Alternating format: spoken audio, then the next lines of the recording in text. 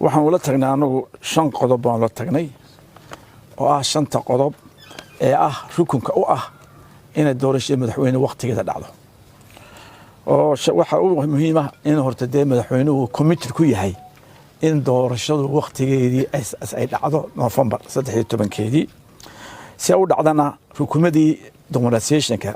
oo ka mid tahay commissionka oo hadda shaqadii la joojiyay uu galiyana magaranayay guddi Paris oo yiri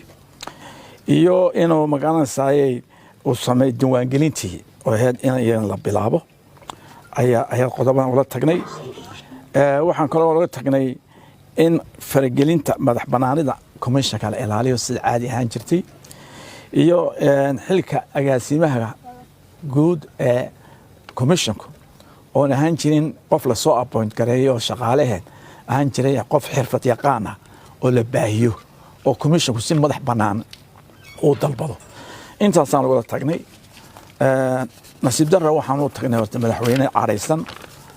wadmoodidina isaga la dulmiyay oo waliba aan dulmo badan ka sheeganaya anigu markaa madaxweynuhu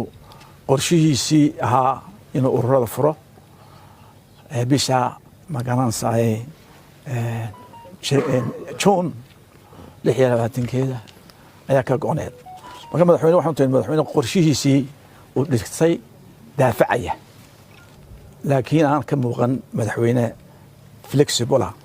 oo u diyaara in la isriixo si ku noolaan jirnay magaranayay wada tashi iyo consensuskii tanaasulka ku soo dhaxmaarnay aan u diyaareen ayaan u tagnay caawa madaxweynahan arkay madaxweyne diyaar u ah wada hadal iyo wada jir iyo wada tashi iyo doorasho inuu qabto madaxweyne uma diyaaraha waxaan ula tagnay anagu 5 qodob baan la tagnay oo ah 5 qodob ee ah rukunka u ah in doorashada madaxweyne waqtigeeda dhacdo. oo waxa uu muhiim ah in horta madaxweynuhu committed ku yahay